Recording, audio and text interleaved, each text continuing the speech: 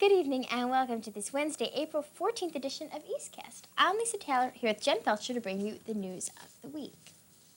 We've just come back from vacation, as you can see by the zombies walking through the hallway. We've all done many different things. Hopefully a lot of us got a rest. Why don't we go over to Michael Lau right now and we'll find out exactly what some students told him that they were doing over vacation. Hi, and I'm Mike Liao, and as you can see, I've been roaming around the halls. And here I have Corey. What did you do over spring break? Nothing much. I went to Grandma's house in Long Beach, New York. It was a real lot of good fun. I sat around the house, slept late, and did basically nothing. But I guess some people can't all go to the Caribbean for their spring break. But yeah, so my vacation was real thrilling. I didn't even do any homework like I was supposed to, but we won't tell Mom. Sounds like a blast and sounds like you had a really good time. As I roam down the hall, I see Dave. So Dave, what'd you do over spring break? I slept and went out on the nights, I guess. I don't know. Well, since everyone's missing sleep these days, I guess that's a good thing to do. Thanks a lot, Dave. Played some basketball, hurt my foot. And that's about it. I went to Baltimore and I stayed with my sister in her dorm. So. Wow, sounds like fun. Is your sister in college? Yes, she is. She goes to Johns Hopkins. That's nice. What did you do over spring break? Nothing really. I did homework, I went shopping, I played tennis. That's about it. So, did you enjoy playing tennis? Yeah, sure. Okay. So this has been Mike Liao interviewing and seeing who did what on spring break. Seems like everyone had fun, although some people were a little boring, but so what? This has been Mike Liao signing off. With the junior prom less than a week away, it's the first thing on many East students' minds. The Night of Elegance will take place in the Phoenix Room of the Garden State Racetrack this Saturday night from 8 p.m. to 12 a.m. the next morning. Most of the tickets, which are $75 per couple, have been sold. The invitations have been handed out, the song, Forever Young, has been chosen, and everyone's excited. However, the more serious side has been taken care of, too. Every student buying tickets was required to sign a pledge swearing not to drink on Saturday night, and the local limousine companies were asked to sign a similar one, promising to keep the students they drive away from alcohol, too. This should be one of the most memorable nights of the year, and hopefully a safe one, too. We'll be back next week to tell you how it went and to show you footage of our beautiful juniors. This year's PAVAS induction ceremony took place on March 31st. 35 students were introduced and awarded pins by Mr. Robert D. Nation. PAVAS, which is the Performing and Visual Arts Society, will have its festival all day Friday, April 20th. This program, however, was a shorter evening presentation consisting of two parts. First, there was the gallery, which was made up of displays of student works set up around the lobby area. Guests were invited to walk around, viewing the work and meeting the artist afterwards. There was also the studio. Guests were seated in the auditorium for performances and presentations in music, dance, drama, speech, and technical theater. Mr. Terranova concluded the ceremony with his congratulatory remarks. It was an exciting evening, and good luck to all the candidates in the future. SATs are coming up on May 1st, and as another reminder for you, here's your next word of the week, quixotic, coming from Don Quixote. It means extravagantly chivalrous or romantically idealistic, visionary, impractical. On Saturday, April 24th at 7 p.m., the yearbook will be sponsoring a circus performance by the Yankee Doodle Circus. All tickets must be bought in advance because none will be sold at the door. The cost is $6.50 per adult, and each adult may bring 2 children under the age of 12 for free. Sales must be made by April 16th. For more information, one can call 424-2222, extension 504. During the week before vacation, Dickie Knowles, the ex-Phillies baseball player, came to speak at the SAD organization about his alcohol problem. It started while Dickie Knowles was in Venezuela for the Winter League. Prior to this, he had been regarded as a great baseball player with much potential. However, after completing a thorough rehabilitation program, Dickie Knowles was never able to play the way he once did. Now he works for the Phillies and has spoken to over 1,500 schools about the problems of alcohol. Most people agree that the speech was a success. We would also like to congratulate Dr. Kim for 2 things. 1, being selected Teacher of the Year for the Governor's Recognition Program, and 2, for receiving his PhD in science. Next week we'll be featuring him here. Rumors are going around, changing every day. First we hear that the English labs have been cut. Then they're put back on. Electives die and come back to life daily. No faculty jobs seem safe. What is the truth about the Cherry Hill budget problems? In actuality, no one will know for sure until the vote is taken next week, but we do have some insights that might make the situation somewhat clearer. As of April 2nd, the decisions were as such. The staff will experience some cuts, as a loss of 3 teachers is expected. However, 1 teacher will also be added back onto the social studies department. These changes reflect a shift in the number of students and their schedule choices. There is also an anticipated reduction of 8 assistant coaches and non-instructional aides, such as hall supervisors. The English labs, after all the discussions, are actually expected to remain intact. To balance this out, an English class will simply be cut, resulting in no more than a slight increase in class size. If the budget is approved, this plan should go into effect, but if it is rejected, it must be reevaluated. We'll give you further updates next week. The annual March of Dimes Walk America Walk for Healthier Babies will be Saturday and Sunday, April 24th and 25th, starting at 9 o'clock in the morning. Not only is Walk America the March of Dimes' biggest fundraiser, it is the largest, most successful walking event in the nation. Sponsored by Kmart 10 years ago, it was begun to help change the sad fact that 40,000 babies die just in America every year. The people who are willing to participate are asked to first fill out a registration card, such as the ones outside the SGA office. The next step is raising money by collecting donations from sponsors. Finally, participants go to their walk location and walk America. Prizes are awarded, but most of the money goes straight to fund the March of Dimes. The Camden County walking site starts in Garden State Park, right in Cherry Hill. As the registration form says, you'll find that being part of Walk America is a really special experience, because Walk America is fun, friends, and feeling good because you're doing something good for yourself, for your community, and for America's babies. Cherry Hill East is forming a wrestling alumni club. This club will be composed of only former wrestlers, managers, and coaches.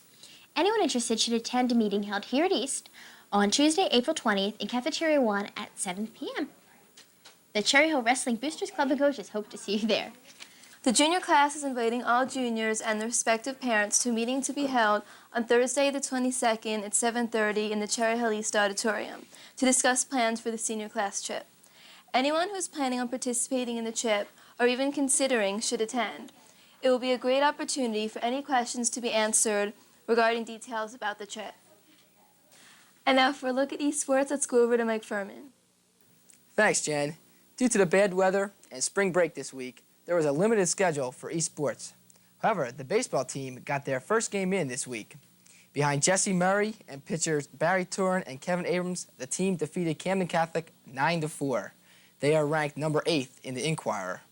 Well, that wraps up a short but winning week of esports, and now we'll go back to Jen.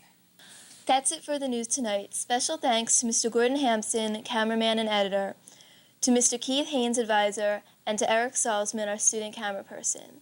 Thank you for joining Lisa Taylor and Mike Furman and me, Jen Felcher, this evening.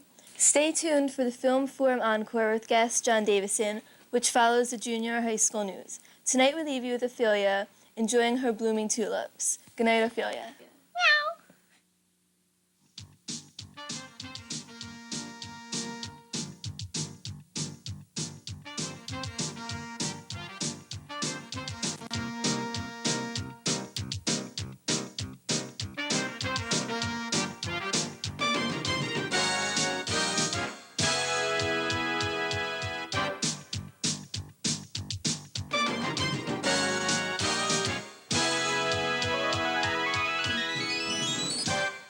Good evening, and welcome to the West Report.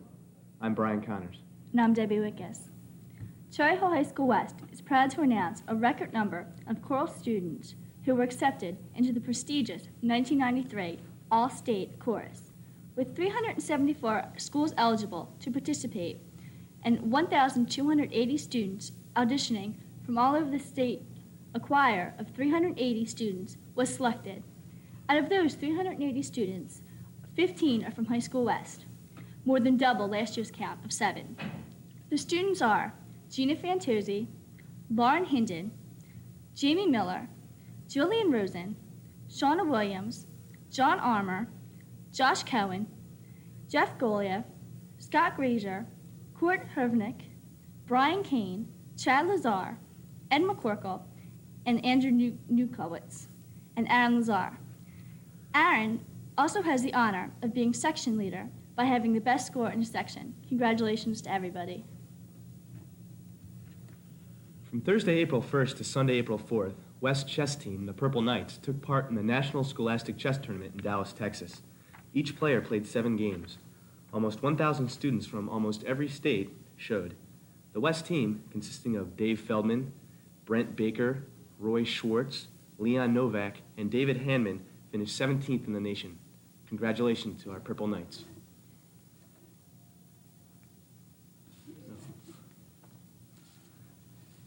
Many people use spring break to catch up on sleep, homework, or partied their hardest.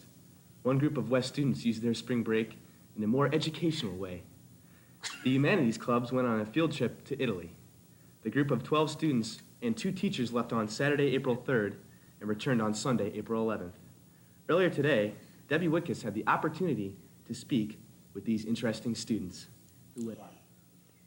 Hi, everybody. Welcome to the West Report. Thank you for coming. And I'd like to introduce everybody to our home audience. This is Michelle, Shannon, Jen, Amy, and Wes. I have some questions I'd like to ask you guys. All right. What cities did you visit during your trip? Well, we flew into Milan, and we took a very long bus ride to Venice, and then, what was next? Florence? Verona. And then to Venice, Florence. It all runs together. Bologna, whatever. And then we ended up in Rome. Okay. And your favorite city? Venice. Okay. What was your favorite attraction? Everybody just give one. Well, we went to the clubs there, and they were very much different from the ones in the United States. And all the people there are very friendly, and it was very fun. And they played some really old music, and it was just kind of interesting listening to the type of music they listened to there. And it was just a lot of fun, and that's it. Anybody else? Or? All right. What was the Italian natives' attitude toward American tourists? I'll just let the girls answer that one. Okay. I guess the guys were kind of rude, very rude, to put it mildly. But like for the most part, most people that spoke Italian were really eager to try and communicate with you, even though they didn't speak English or you didn't speak Italian. So for the most part, people were nice, but the men had a tendency to be a little bit overwhelming for us. Bit overwhelming. How was the food? Well, we wouldn't know because our tour group, they took us to all the really cheap restaurants with all the little private side deals going on and stuff. But when we were turned loose to find our own food, like every city we'd be in, we'd have maybe one day with all tours and one day with just turned loose. I found like this cafe called Cafe Colombo in Venice. And this was such a utopian setting.